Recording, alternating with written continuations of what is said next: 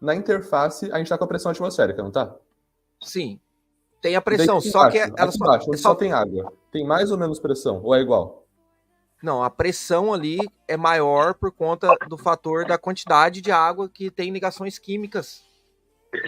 Como que a quantidade Ela com está em ligações repouso. químicas muda alguma coisa?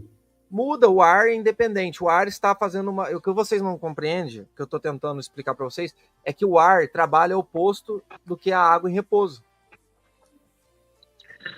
A física tem que ser a mesma, tipo, É. lá no fundo. Não, Tem que. não, não. E depois o cara diz que não é negacionista.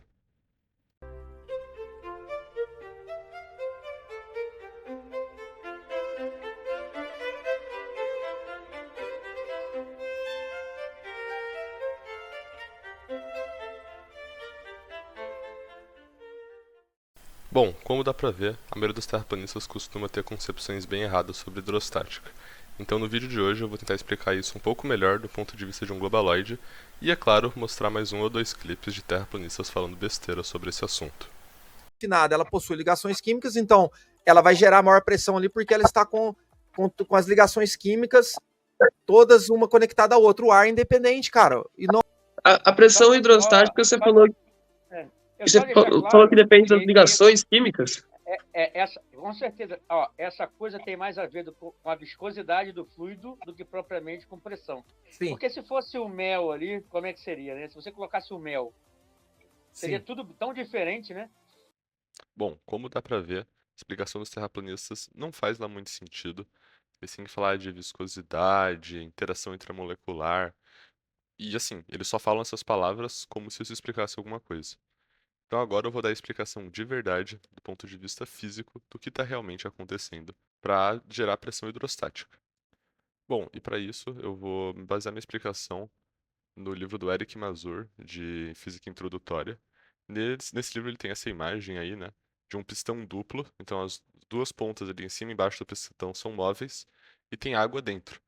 E daí a observação que ele faz é que claramente você tem que fazer uma força na parte de baixo do pistão para a água não escorrer para baixo. Tipo, essa água faz um peso, igual segurar um livro ou qualquer outra coisa. E isso, inerentemente, vem da gravidade, esse peso das coisas. Como o terraplanista explica por que as coisas caem, até hoje é um mistério para mim. Fato é que elas caem, elas empurram para baixo e você tem que empurrar elas de volta para cima para elas não caírem. E como a definição, geralmente usada aí nesses livros introdutórios de pressão, é força sobre área, dá para ver pela construção do problema que a água exerce uma pressão. Porque para o pistão de baixo ficar parado, a força resultante sobre ele tem que ser zero. Isso é um fato aí, leis de Newton.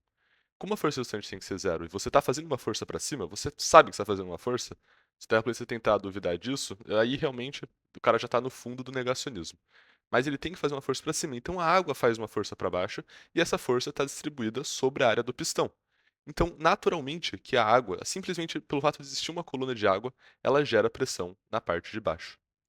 E notem que, pelo argumento que eu construí aqui, não importa se fora do pistão existe ou não existe uma pressão atmosférica. Tipo, a parte fora do pistão pode estar num vácuo absoluto, pode ter pressão atmosférica, não importa, de todo jeito a água pesa. Se você tiver numa câmara de baixa pressão, as coisas caem, a água pesa e ela gera uma pressão hidrostática. Bom, então a gente já viu que a água gera uma pressão no fundo do seu recipiente. Mas e no meio do recipiente? Como que é a história? Bom, o argumento ele é essencialmente o mesmo. Aqui tem outra imagem do livro do Eric Mazur, e aí tem ali, né, na parte de baixo, exatamente a mesma coisa que aconteceu antes. Tem a água gerando uma pressão no seu recipiente. E ali na parte do meio, se a gente imaginar que a água está parada, ela está em repouso, tipo, ela não está ali com uma correnteza dentro dela, então, nesse nível do meio, claramente a força resultante tem que ser zero. Só que a parte de cima, aquela top half da água, está pesando na parte de baixo. Então, é o mesmo argumento. Para que a força seja zero, vai ter que ter ali uma força para cima, uma força para baixo dentro da água. E isso também define uma pressão. É a água exercendo força sobre a área desse disco que está ali na metade do recipiente. Mas, claramente, essa força, essa pressão, vai ser menor do que lá embaixo, porque você tem metade da coluna de água em cima. Então, agora a dúvida é como que a gente relaciona isso matematicamente para a gente saber exatamente como a pressão aumenta conforme você varia a profundidade do recipiente. Bom, e para responder isso, o Eric Mazur ele desenha ali, né, um outro recipiente, cilíndrico também, e ele define um sistema de coordenadas, um eixo Y, que é ali na direção da profundidade desse recipiente, certo? Então ele escolhe dois pontos arbitrários lá dentro, Y1 e Y2, de modo que agora ele tem um cilindro ali dentro, isso seria cylindrical volume. Então, aquele quadradinho que está destacado, na real é um cilindro, porque está em 3 dimensões. E daí ele se pergunta quais que são as forças que estão agindo sobre esse cilindro. E bom, primeiramente a gente tem o peso do próprio cilindro. O cilindro tem uma massa e isso vai pesar ele para baixo, né, de acordo com a gravidade. Uma outra força que a gente tem é o peso ou a pressão que a coluna de água que está acima do cilindro, então acima de Y2, faz no cilindro. Isso causa uma pressão ali no ponto 2. E tem a pressão que está abaixo do cilindro. Abaixo do cilindro também tem uma pressão no ponto 1. E essa pressão empurra o cilindro para cima. Bom, agora equacionando tudo isso, a gente tem então aquela primeira equação ali, né? Que é a pressão em 1 vezes a área, menos a pressão 2 vezes a área, menos o peso, que é mg, tem que dar igual a zero. A soma das forças resultantes tem que ser igual a zero. Beleza, agora a gente nota que aquela massa ali do cilindro, a gente consegue reescrever ela como a densidade vezes o volume. E o volume desse cilindro é justamente a área vezes essa diferença de altura, y2 menos y1.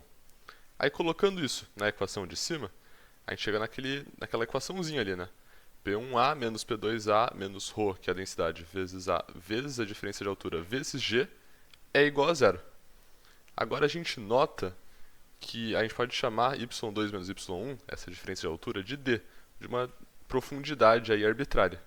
E daí, cortando as áreas daquela outra equação, a gente chega na famigerada equação da hidrostática, que a pressão em 1 é igual à pressão em 2 mais ρgd, que é a densidade vezes a aceleração gravitacional vezes a profundidade da coluna de água. Bom, mas tudo isso aí que eu demonstrei está ali, né, no ramo da teoria, da matemática. Apesar de ter sido feito com um experimento mental que é bem difícil o terraplanista negar, os terraplanistas eles gostam bastante de experimentos empíricos, o que beleza, é importante aí na ciência, e ainda bem que a gente tem experimentos empíricos que comprovam justamente a fórmula que eu deduzi. Esse aqui é um vídeo no YouTube muito interessante, cujo link vai estar na descrição aqui desse vídeo, e nesse vídeo os caras têm ali um recipiente cilíndrico, uniforme, bonitinho, e eles vão tentar medir justamente a pressão hidrostática, eles vão tentar chegar na mesma fórmula que eu cheguei experimentalmente, fazendo medidas empíricas, né? Então, ó, o cara ele tem esse instrumento aí, que tem uma régua, e na ponta dessa régua tem um medidor de pressão muito preciso, que vai conseguir diferenciar a pressão hidrostática no topo, e lá no fundo aí, e em outros pontos aí, dependendo da profundidade. Então, ó, eles vão medindo a profundidade no líquido, que é a água aqui, e eles estão anotando qual que é a pressão medida. E isso vai dando uma reta, né, como era de se esperar pela equação que eu deduzi agora há pouco. Os caras vão pegando vários pontos, eles pegam ali uns 6 pontos de profundidade e pressão, e traçam uma reta. Daí, a partir dessa reta, a gente vai conseguir inferir informações importantes daqui a pouco. Mas eles não fazem somente isso. Logo depois de eles pegarem ali os 6 pontos para 6 diferentes profundidades, o cara troca o recipiente por essa outra coisa ali, ó, num formato todo esquisito. E ele vai demonstrar, vocês podem ver o vídeo depois, que a pressão medida é a mesma, independente do formato do seu recipiente.